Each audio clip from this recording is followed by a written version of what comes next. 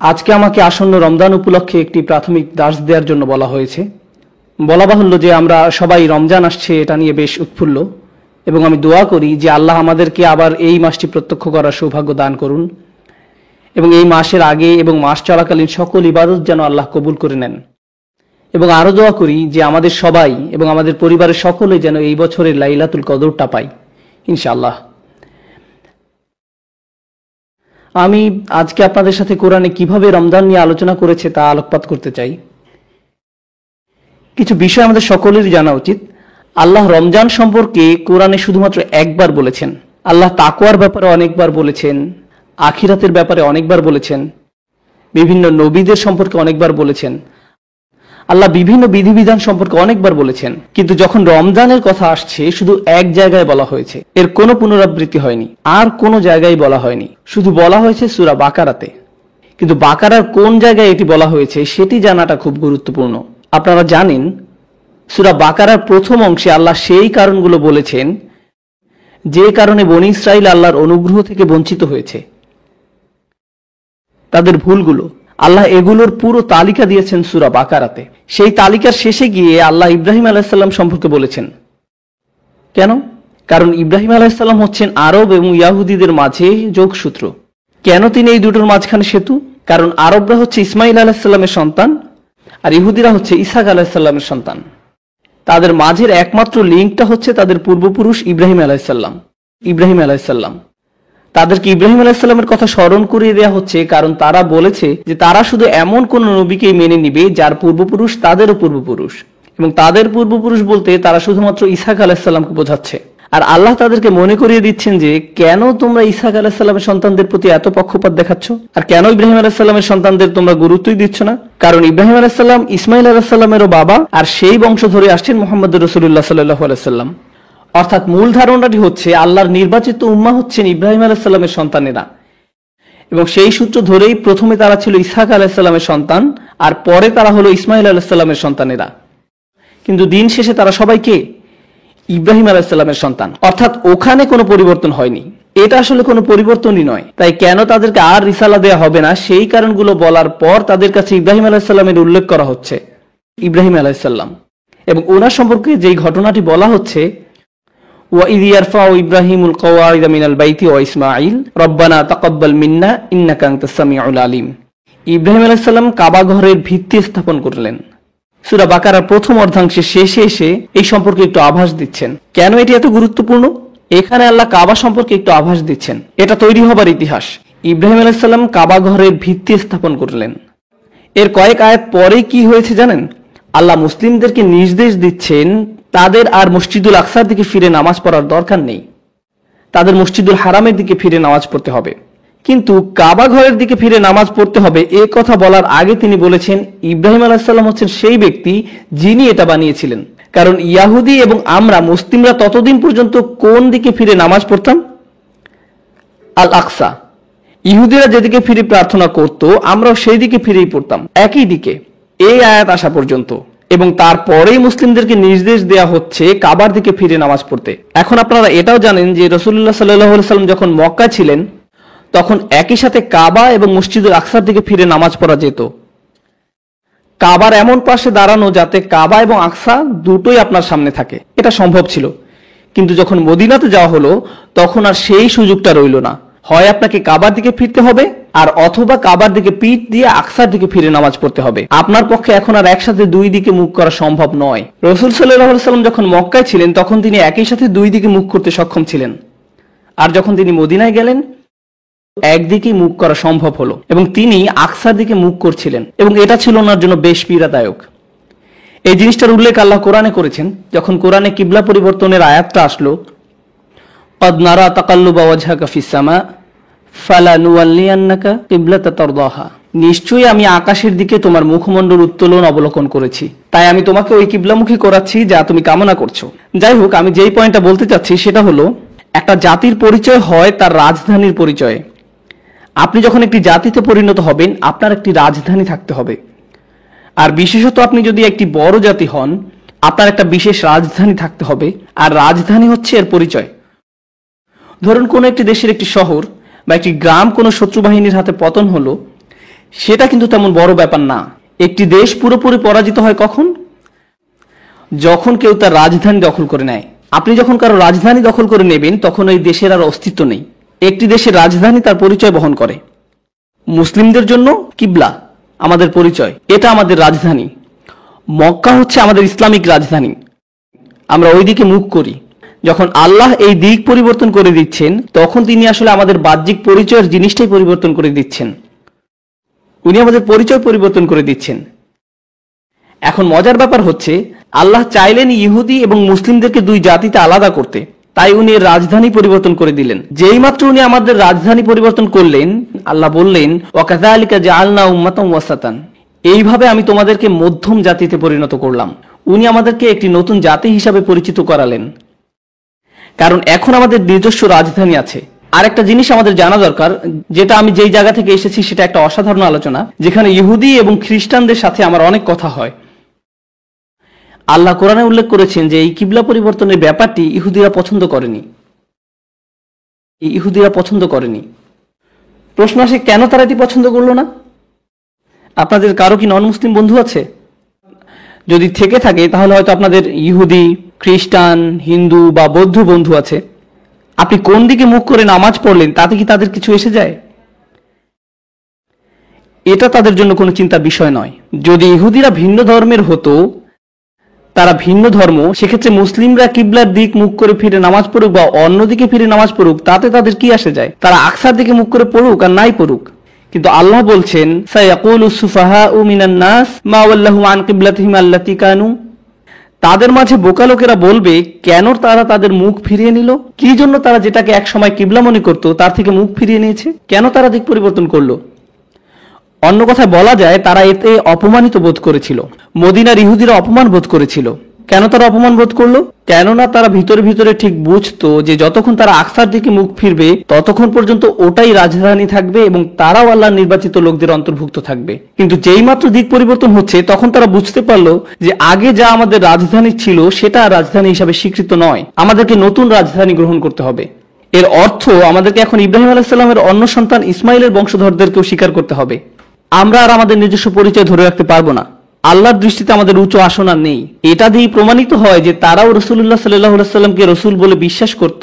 তারা জানতো যে উনি আল্লাহর রাসূল এবং তারা অপমানিত বোধ করছিল। আর এভাবে অপমানিত হয়েই তারা প্রমাণ করলো যে মনের গভীরে তারা মুহাম্মদ সাল্লাল্লাহু আলাইহি ওয়াসাল্লামকে আল্লাহর রাসূল হিসাবে মানে, কিন্তু তা সত্ত্বেও স্বীকার করবে না। এবং সেই কারণেই তাদের বোকা বলা হচ্ছে। বোকা লোকেরা তাদের গোপন মনোভাব ফাঁস করে দিচ্ছে তাদের আচরণ দিয়েই। আর তাই আল্লাহ বলছেন বোকা লোকেরা জিজ্ঞেস করবে কেন তোমরা কিবলা ফিরিয়ে নিচ্ছ। অর্থাৎ প্রথম যেই জিনিসটা আমাদের উম্মাহ হিসেবে আলাদা করেছে তা হলো কিবলা পরিবর্তন। ও আরেকটি কথা, তখন পর্যন্ত আমরা সেই সব দিনই রোজা রাখতাম যে দিন ইহুদিরা রোজা রাখতো। আর এই 5 ওয়াক্ত নামাজের বিধান আসার আগ পর্যন্ত ইহুদিরা যেই সময় নামাজ পড়তো আমরাও সেই সময়ে নামাজ পড়তাম। কেন? কারণ সেটা ছিল মুসা আলাইহিস সালামের শরিয়া। যতক্ষণ পর্যন্ত নতুন শরিয়া আসেনি, যেটা আগে থেকে ছিল, আমরা সেটাই অনুসরণ করতাম। রাসূল সাল্লাল্লাহু আলাইহি সাল্লাম মুসা আলাইহিস সালামের শরিয়া অনুসরণ করতেন যতক্ষণ না পর্যন্ত ওনাকে ওনার শরিয়া দেয়া হয়েছিল। এখন ইহুদিরা যেই দিন রোজা রাখতো আমরাও সেই দিনই রোজা রাখতাম। আয়াত আসলো ইয়া আইয়ুহাল্লাযীনা আমানু কুতিবা আলাইকুমুস সিয়াম, তোমাদের মাঝে যাদের ঈমান আছে তাদের উপর সিয়াম বাধ্যতামূলক করা হলো। ঠিক আছে, কামা কুতিবা আলাল্লাযীনা মিন ক্বাবলিকুম, যেভাবে এটা বাধ্যতামূলক করা হয়েছিল তোমাদের পূর্বে যারা এসেছিল তাদের উপর। এই লোকেরা কারা? কারা ফরজ ইবাদত হিসাবে রোজা রাখতো? ইহুদিরা, বনু ইসরাইলরা, মুসা আলাইহিস সালামের শরিয়া। তার মানে আল্লাহ বলছেন যে আমাদের পরিচয়ের একটা অংশ ইহুদিদের মতোই। কিন্তু এই সূরাতে ইতিমধ্যে আল্লাহ কাবা পরিবর্তন করে তাদেরকে আমাদের থেকে আলাদা করে ফেলেছেন। উনি আলাদা করেছেন। এখন উনি বলছেন আমাদের মাঝে সাধারণ একটা যোগসূত্র আছে, রোজা রাখা। আমাদের আর তাদের মাঝে রোজা করাটা সাধারণ ব্যাপার। লাআল্লাকুম তাত্তাকুন, যেন তোমরা তাকওয়া অর্জন করতে পারো। মজার ব্যাপার হলো সূরা বাকারারই প্রথম অংশে আল্লাহ কাদের কথা বলেছেন? যদি আপনারা মনোযোগ দিয়ে থাকেন, কাদের সম্পর্কে? ইহুদি। আর পুরো সময় আল্লাহ তাদের বিরুদ্ধে এই অভিযোগই করেছেন যে কেন তাদের তাকওয়া নেই। পুরো সময়টাতেই তাদের সমস্যা ছিল যে তাদের তাকওয়া ছিল না। আর এখন আল্লাহ বলছেন আমরা তাকওয়া অর্জন করতে পারি। আর এখন আল্লাহ বলছেন তোমাদেরকেও সেই একই জিনিস দেয়া হলো তাদের মতো, যেন আমরা তাকওয়া অর্জন করতে পারি। তো প্রথমে যে আলোচনাটা আমি আপনাদের সাথে করতে চাচ্ছিলাম তা হলো রোজা হচ্ছে এমন একটা জিনিস যা পূর্ববর্তী জাতিরও ছিল, আমাদেরও আছে, কিন্তু প্রশ্ন হলো, কেন আমরাও রোজা রাখি? যেন তাকওয়া অর্জন করতে পারি।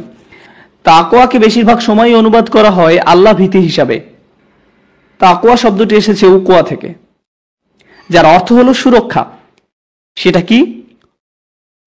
তাকওয়া অনেকটা ইত্তিকার সাথে সমতুল্য, যার মানে সুরক্ষা চাওয়া, যাতে নিজেকে সুরক্ষিত করা যায়। এই কারণেই কিয়ামতের দিন, শেষ বিচারের দিনে সবাই নিজেকে সুরক্ষিত করতে চাইবে।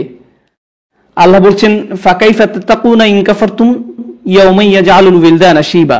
অতএব তোমরা কি রূপে আত্মরক্ষা করবে যদি তোমরা সেই দিনকে অস্বীকার করো, যেদিন বালককে করে দিবে বৃদ্ধ। তাই আল্লাহ তাত্তাকুন শব্দটি ব্যবহার করেছেন, যাতে আমরা নিজেকে সুরক্ষিত করতে পারি সেটা বোঝাতে। এটা হচ্ছে তাকওয়ার আসল অর্থ। আল্লাহ বলছেন, আল্লাহ তোমাদেরকে রোজার বিধান দিচ্ছেন যাতে তোমরা নিজেকে বাঁচাতে পারো। মানে কি এটার? চলুন বোঝার চেষ্টা করি এটার মানে কি। আমাদের মানুষদের নির্দিষ্ট কিছু প্রশিক্ষণ আছে। আপনি যদি কোনো কিছুতে ভালো করতে চান, তাহলে আপনাকে সেই প্রশিক্ষণের মাঝে দিয়ে যেতে হবে। বিশেষত শারীরিক প্রশিক্ষণ। যেমন ধরুন, কেউ সৈনিক হতে চান বা তারা পুলিশ অফিসার হতে চায়, তখন তাদের কিছু প্রশিক্ষণের মধ্য দিয়ে যেতে হয়, আর তাদের শরীরের সাথে তা অভ্যস্ত হতে শুরু করে। যেমন প্রথম দিকে খুব কঠিন থাকে ব্যাপারটা, আস্তে আস্তে সেটা তাদের জন্য সহজ হয়ে যায়। এই যে প্রশিক্ষণের ধারণাটি, যেটা আপনাকে শেখায় কিভাবে কঠিন পরিস্থিতিতে টিকে থাকতে হবে। ও আরেকটি কথা, এই প্রশিক্ষণকালীন সময়ের অনুশীলনগুলো তুলনামূলক সোজা। যেমন ধরুন, যখন কোনো অগ্নি নির্বাপন কর্মীকে প্রশিক্ষণ দেয়া হয়, তারা আগুন ধরায় ঠিকই, কিভাবে নেভাতে হবে সেটা শেখানোর জন্য, কিন্তু সেই আগুনটা থাকে নিয়ন্ত্রিত। আসল পরিস্থিতিতে যেরূপ আগুন লাগে, এটা সেরূপ নয়, এটা নিয়ন্ত্রিত। তাই ব্যাপারটা অনেকটা সহজ। তারা হয়তো আপনাকে বিল্ডিং এর উপর থেকে লাফ দিয়ে পড়তে বলবে, কিন্তু সেটা অনেকটা সহজ, এটা বাস্তবের মতো নয়। একই ঘটনা রোজার ক্ষেত্রেও ঘটে। রোজা রাখা অবস্থায় আপনি প্রতিনিয়ত কিছু অনুভব করেন, তাই না? বিশেষত কাতারে কিংবা এরকম মরু অঞ্চলে আপনি প্রতিনিয়ত তৃষ্ণা অনুভব করেন, আপনি প্রতিনিয়ত ক্ষুধা অনুভব করেন। এমন একটি মিনিট যায় না যখন আপনি এরকম অনুভব করেন না। আপনার গলা আপনার সাথে যুদ্ধ শুরু করে, আপনার কণ্ঠনালী যেন চিৎকার করে আপনার কাছে পানি পানি পানি বলে।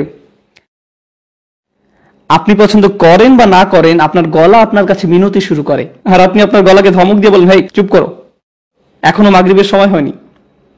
আপনার পেট আপনার সাথে কথা বলতে শুরু করে, অনেক সময় বেশ জোরেই কথা বলে। এই কি হচ্ছে উপরে, খাদ্যের যোগান বন্ধ কেন?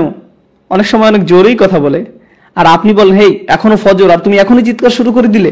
আপনি নিজেই নিজের সাথে কথা বলতে থাকেন। কিন্তু আসলে জানেন কি হচ্ছে? আপনি যখন রোজা রাখেন, আপনার ভিতরে একটি শরীরবৃত্তীয় যুদ্ধ হয়। আপনার গলা আপনার বিরুদ্ধে থাকে, আপনার পেট আপনার বিরুদ্ধে থাকে, আপনার শরীর দুর্বল হয়ে যায় এবং আপনার কাছে মিনতি করে, দয়া করে আল্লাহর অবাধ্য হও।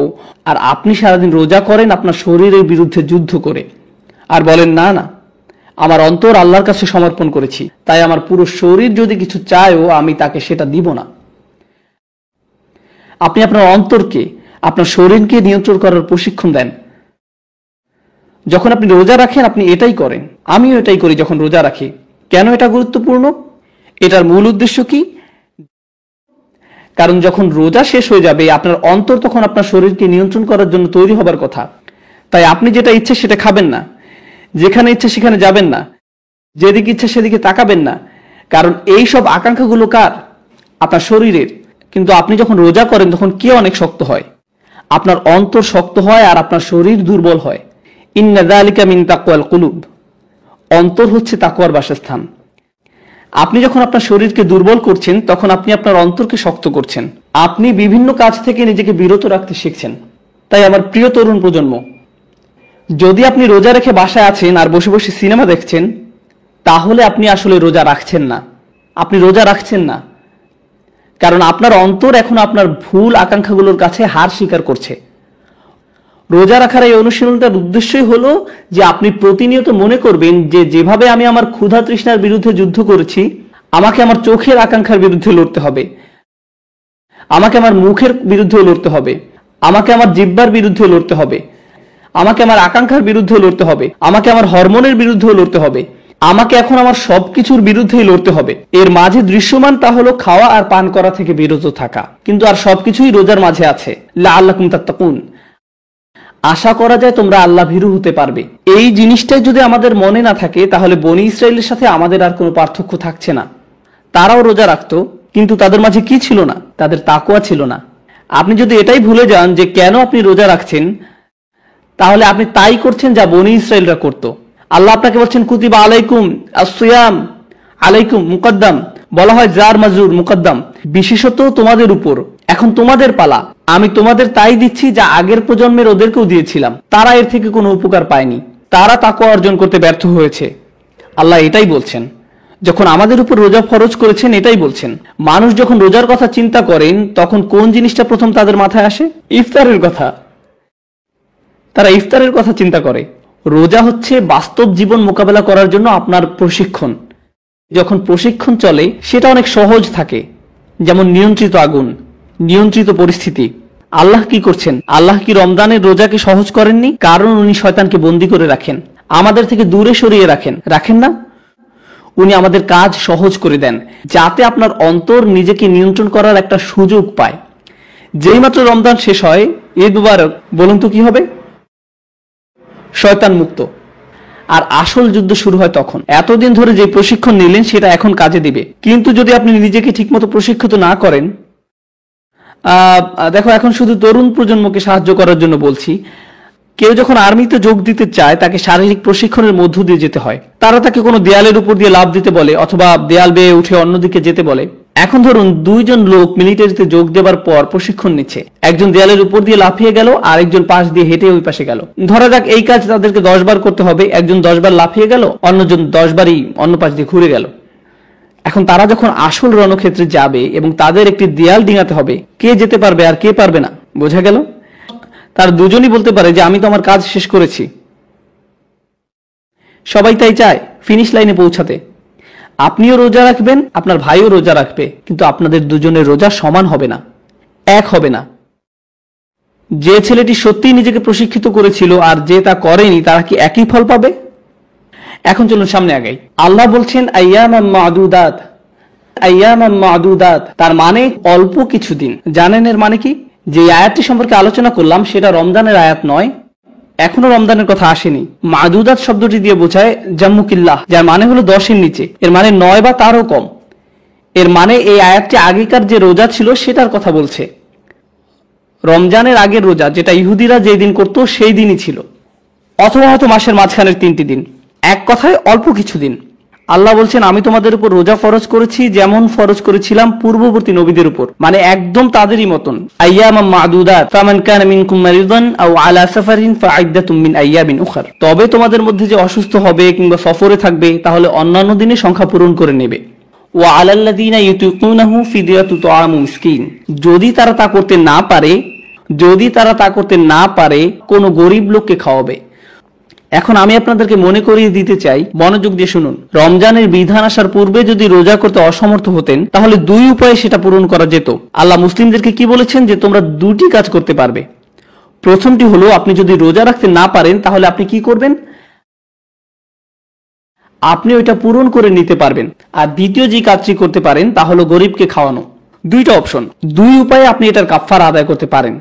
কিন্তু এই 2 উপায়ে কাফফারা দেবার বিধান কি রমজানের বিধানের আগে ছিল নাকি পরে?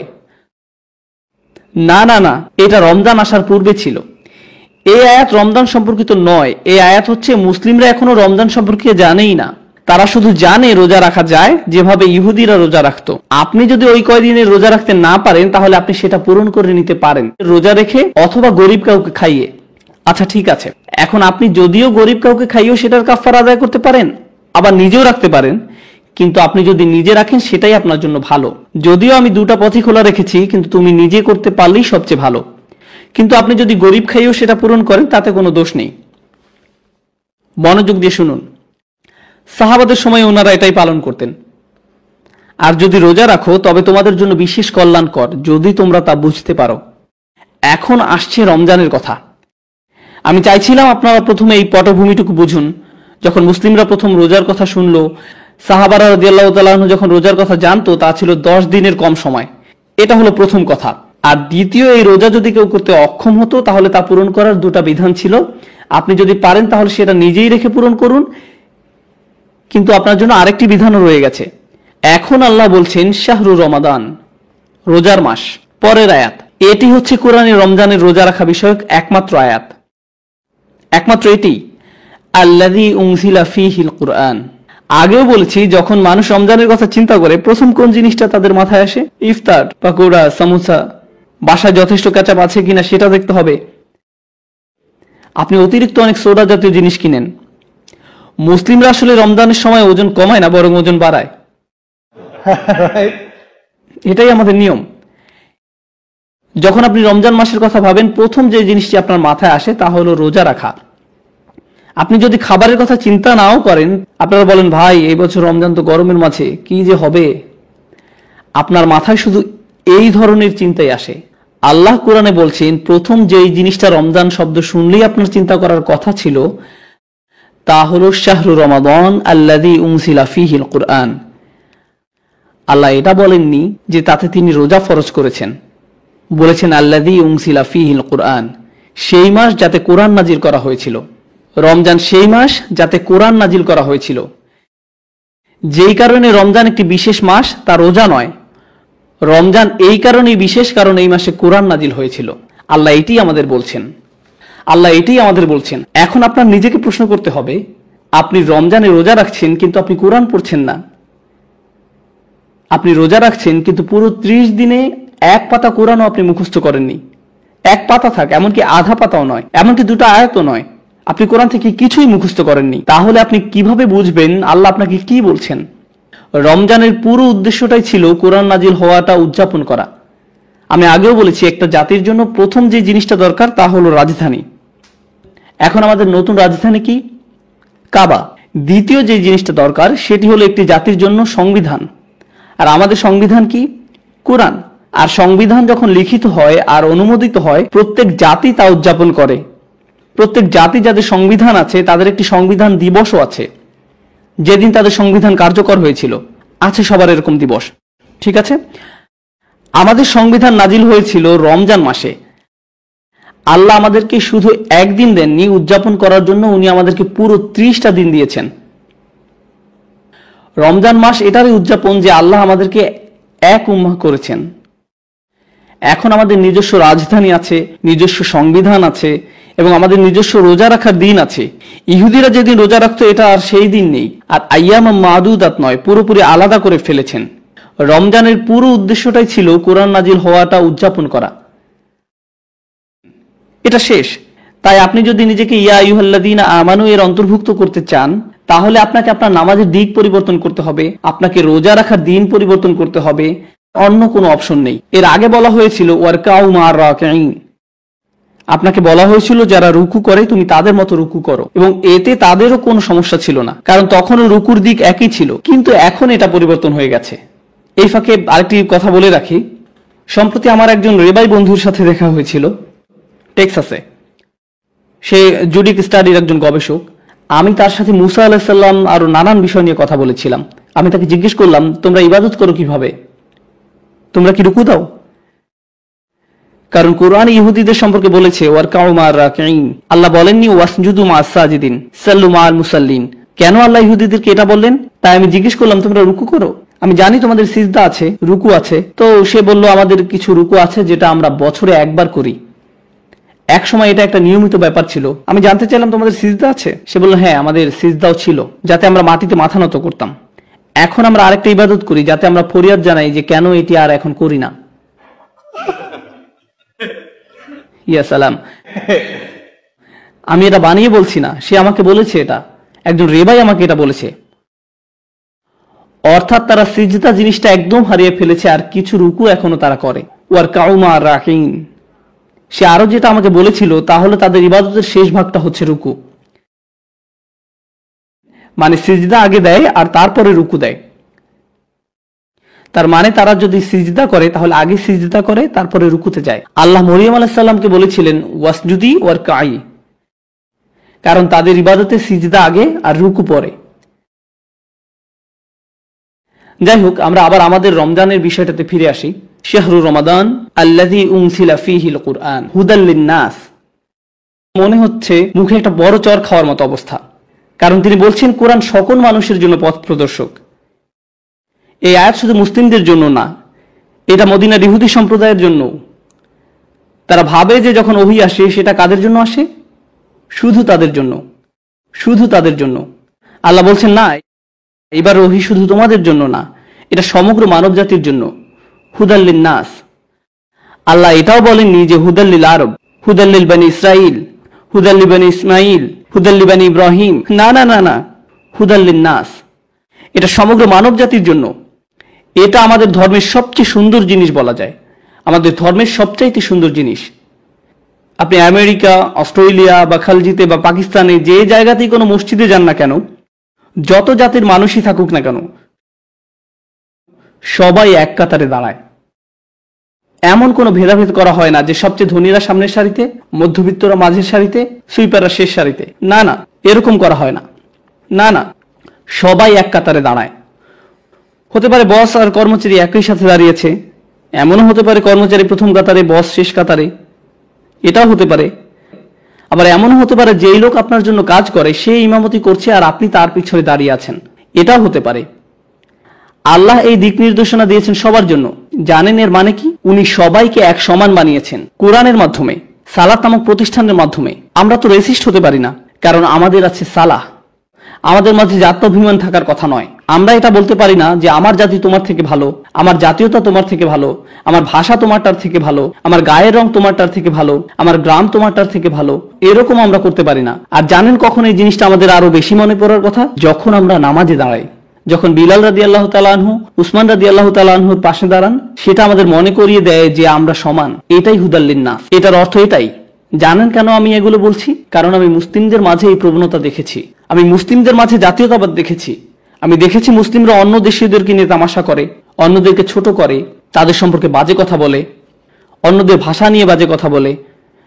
আরবরা নন আরবদের নিয়ে তামাশা করে, বাংলাদেশিরা পাকিস্তানিদেরকে নিয়ে করে, পাকিস্তানিরা আবার ভারতীয়দেরকে নিয়ে করে, ফিলিপিনোরা মালয়েশিয়ানদেরকে নিয়ে তামাশা করে। কি হচ্ছে আমাদের এসব? আমরা কি নামাজ পড়ি না? পড়ি না নামাজ? আমরা সালাত থেকে শিখছি না কিছু? আমরা কোরআন থেকেও কি কিছু শিখছি না? আমি বলেছি আপনাদের আগেও যে আমাদের শুধু খোসাটাই আছে, ওই অনেকটা ভিতরে ডিম নেই, শুধু খোসা আছে, এরকম অবস্থা। আমাদের ইসলাম অনেক সময় এরকম।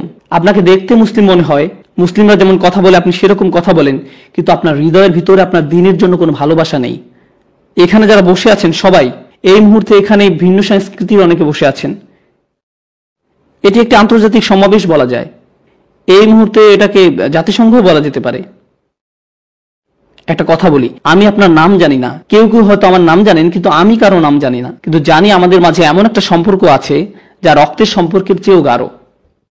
শুধুমাত্র আমরা সবাই লা ইলাহা ইল্লাল্লাহ বলি, এই কারণে এটি রক্তের থেকেও গাঢ়।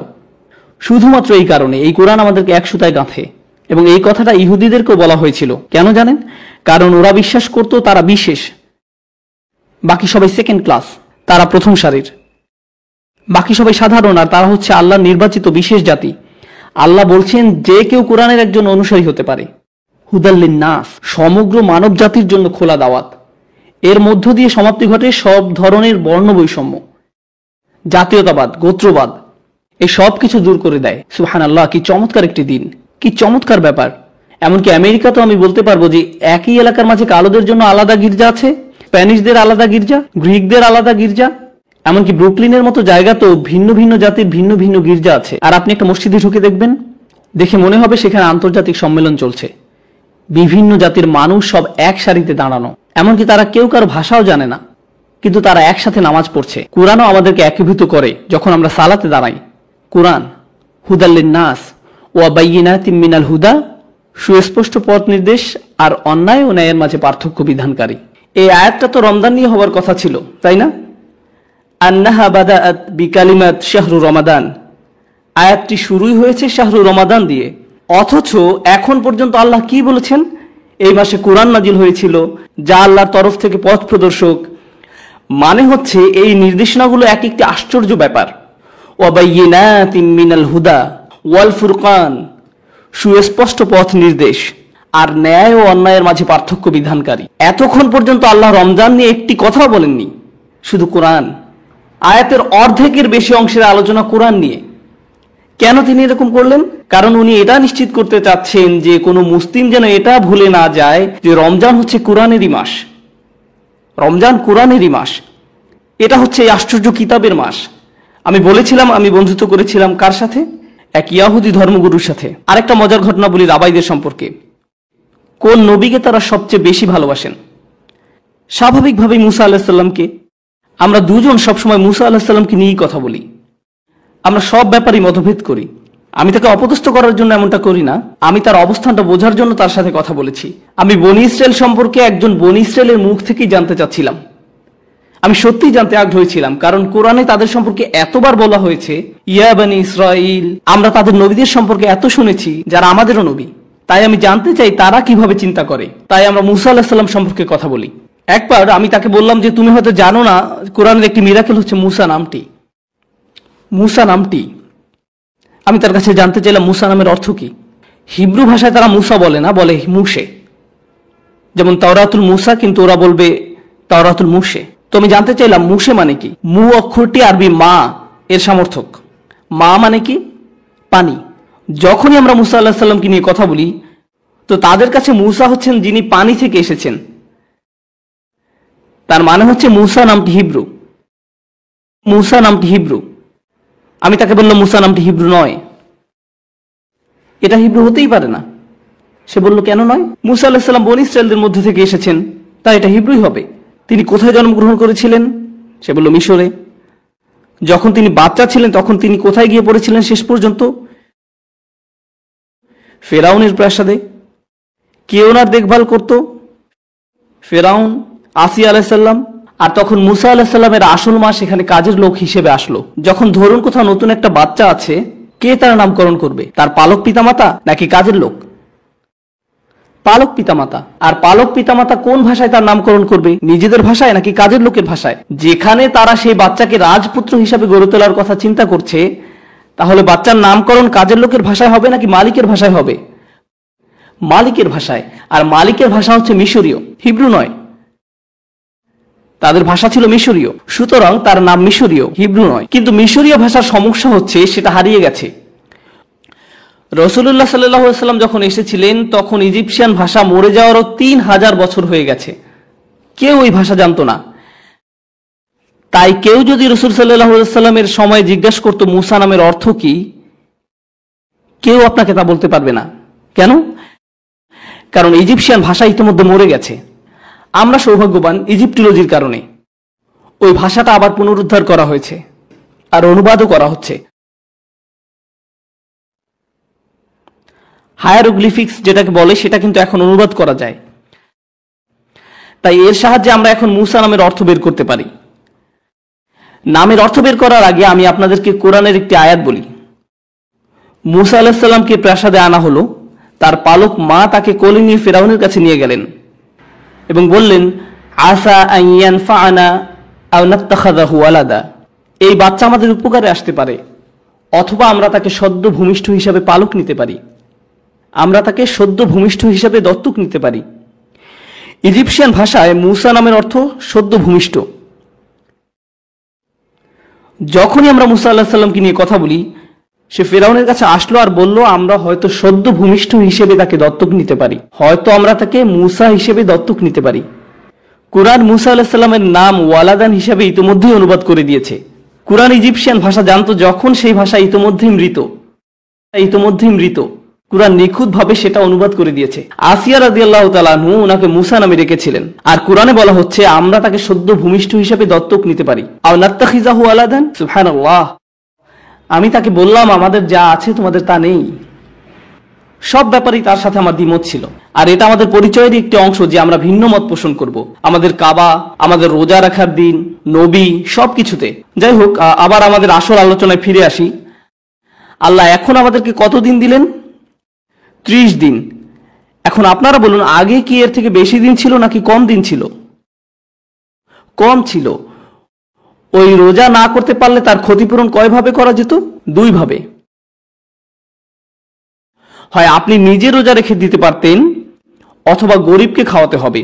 এইবার উনি বলছেন ফামান কানা মারিদান আও আলা সাফারিন ফাইদ্দাতুম মিন আইয়ামিন উখর। আর যে লোক অসুস্থ কিংবা মুসাফির অবস্থায় থাকবে সে অন্য দিনে গণনা পূর্ণ করবে, রোজা রেখে সেটা পুষিয়ে দিতে হবে।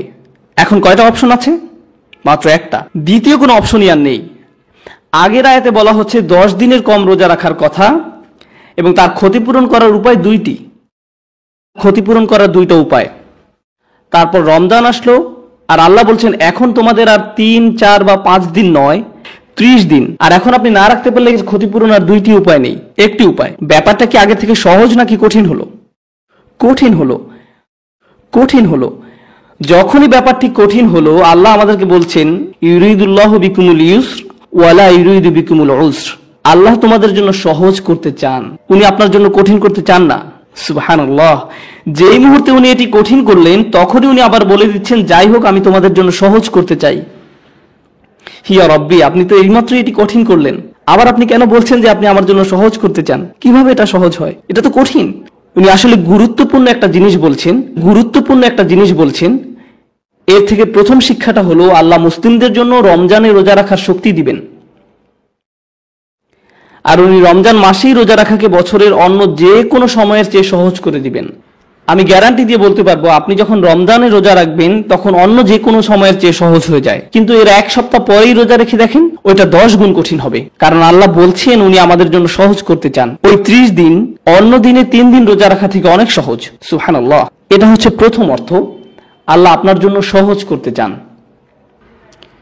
দ্বিতীয় বিষয় হলো আপনার ট্রেনিং যদি 2 বা 3 দিনের হয়, 4 দিনের হয়, আপনি কিছু প্রশিক্ষণ পান, কিন্তু আপনার ট্রেনিং যদি 30 দিনের হয়, তাহলে আপনি কি বেশি শক্তিশালী হন? অবশ্যই। ওই ট্রেনিং এর প্রভাবও কি বেশি দিন থাকে? হ্যাঁ। আল্লাহ আমাদেরকে শয়তানবিহীন 30টা দিন দিয়েছেন, 30টা কোরআনময় দিন, 30টা দিন যে সময় শরীর নয় আপনাকে নিয়ন্ত্রণ করে আপনার অন্তর। উনি একদম পরিপূর্ণভাবে এই ট্রেনিং এর জন্য তৈরি করেছেন। যখন আপনার ট্রেনিং কঠিন হয়, যখন আপনার ট্রেনিং কঠিন হয়, তখন তা শেষ হবার পর আপনি একটি সার্টিফিকেট পান এবং উদযাপনও করেন। আপনি মানুষের কাছে গিয়ে বলেন আমি আমার সার্টিফিকেট পেয়েছি, মানুষ তখন আপনাকে শুভেচ্ছা জানায়। আমাদের ট্রেনিং যখন শেষ হয় তখন আমরা কি করি? ঈদ পালন করি, আমরা উদযাপন করি। সুবহানাল্লাহ। আমরা সফলভাবে এই বছরে ট্রেনিং শেষ করেছি। কেন এই ট্রেনিং নিচ্ছি আমরা? যেন আমরা বাস্তব জীবনের সাথে মোকাবেলা করতে পারি। রমজান শেষ হবার পর আপনি আরো শক্তিশালী হবেন, কারণ এখন আপনার অন্তরে আরো বেশি কোরআন আছে। যদিও তখন আপনি আর রোজা রাখছেন না, আপনার ভিতরে কি রয়ে যাচ্ছে? কোরআন। শয়তানের বিরুদ্ধে আপনার আসল অস্ত্র হবে কোরআন। তাই আমরা যখনই কোরআন পড়ি প্রথমে আল্লাহর কাছে সাহায্য চাই। ফাইযা ক্বারাতাল কুরআন ফাস্তাঈয বিল্লাহি মিনাশ শাইতানির রাজীম। রমজান শেষ হবার পর আপনি আরো শক্তিশালী হবেন, কারণ এখন আপনার অন্তরে আরো বেশি কোরআন আছে। আমি বলছি এখানে উপস্থিত সকল ভাই বোন এবং যারা এটা শুনছেন, আপনাদের কোরআন মুখস্থ করতেই হবে রমজানের সময়। আপনি যদি অলস হয়ে থাকেন, গা ঝাড়া দিন। আপনি 2 আয়াত করলেন না, 2 পাতা করলেন, আপনি 2 আয়াত করলেন না 2 পাতা করলেন, সেটা কোনো ব্যাপার না। আপনার লক্ষ্য আস্তে আস্তে উঁচুতে নিন, উঁচু লক্ষ্য স্থির করুন। যেমন আপনি ঠিক করলেন এই মাসে পুরো 1 পারা মুখস্থ করবেন, 20 পাতা বা 10 পাতা, আমি শেষ পারার মুখস্থ করব, এরকম কিছু উঁচু লক্ষ্য স্থির করুন। যদি আপনি শেষ নাও করতে পারেন তারপরও লক্ষ্য স্থির করুন। যখন কেউ কোরআন মুখস্থ করার চেষ্টা করে, হয়তো ভাবলেন আপনি ফজরের সময় মসজিদে গেলেন, ঠিক করলেন যে এরপর আপনি কয়েক ঘন্টা সেখানে থাকবেন, অথবা হয়তো 30 বা 40 মিনিট এবং বসে বসে কোরআন মুখস্থ করলেন। আমি নিশ্চিতভাবে বলতে পারি এই কাজটি হবে আপনার জীবনে করা সবচেয়ে আন্তরিক ইবাদতগুলোর একটি, কারণ আপনি কাউকে দেখানোর জন্য কোরআন পড়ছেন না। আপনি যখন কোরআন মুখস্থ করেন একমাত্র কে তা জানবে? আপনি নিজেই। যদি আপনার এরকম সমস্যা থাকে যে আপনি কাউকে দেখলেই বলেন হে ভাই জানেন আমি সূরা গাশিয়া জানি, যদি আপনার এই সমস্যা থাকে তাহলে আমার সাথে পরে দেখা করবেন। এছাড়া আপনি যদি কোরআন মুখস্থ করেন তাহলে সেটা কার জন্য? আপনার নিজের জন্য। আপনি এক আয়াত বারবার পড়ছেন, আবার যতবার আপনি পড়ছেন ফেরেশতারা তা লিখছেন। যখন আপনি মুখস্থ করেন তখন কি বারবার তা আপনাকে রিপিট করতে হয় না? যতবার আপনি রিপিট করবেন ফেরেশতারা আপনার নামে সেটা লিখবে প্রত্যেকবার, একবার নয় 10 বার বা 20 বার লেখা হচ্ছে। প্রত্যেক আয়াত কোরআনের বারাকাত আপনার অন্তরে প্রবেশ করছে। যখন রমজান মাস আসে আমাদের এটা করা উচিত। আর কতক্ষণ আছে? 15 মিনিট। আমার মনে হয় আমার আরো 1 ঘন্টা লাগবে। আমি কি আরো 1 ঘন্টা পেতে পারি? ঈশার নামাজ পড়ে আবার বসলাম। আচ্ছা ঠিক আছে, এখন যে অংশটা আসছে সেটা নিয়ে আমি আসলেই কথা বলতে চাই।